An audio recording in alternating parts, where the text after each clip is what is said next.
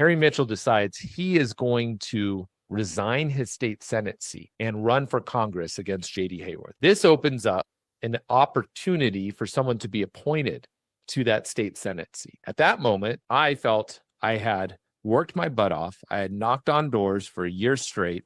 I had registered, probably increased Democratic performance by 2 or 3% in the district, closing our gap. So obviously, Sisto, I said, well, why not me? 25 years old, worked really hard, proved myself to many of the people in Tempe. And so I threw my name in, and you have to go out and get certain amount of precinct committee members to nominate you for a possible appointment. So I did my work.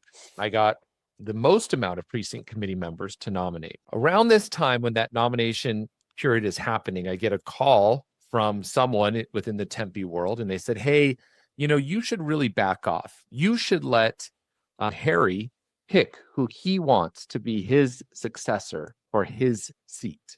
And I didn't really sit well with me, Sisto. I think you know me well enough that asking me to stand down or back off is not the type of we tried challenge, right? We try to pull the reins on Eddie, but is Eddie gonna do it? Eddie does.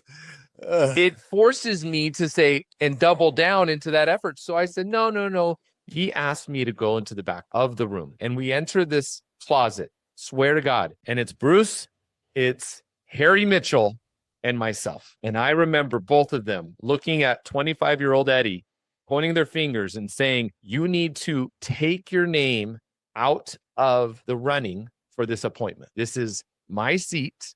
I should be able to pick who I want to fulfill my term. And Sisto, if the first call didn't get me to back down, what do you think I did in this closed room off from the public with two party leaders, what the person they call the Godfather of Tempe, who challenged me to take my name out of the running and not get appointed to the state Senate. I didn't use any cuss words, Sisto, but I think the expression on my face probably told them exactly what they knew I was thinking.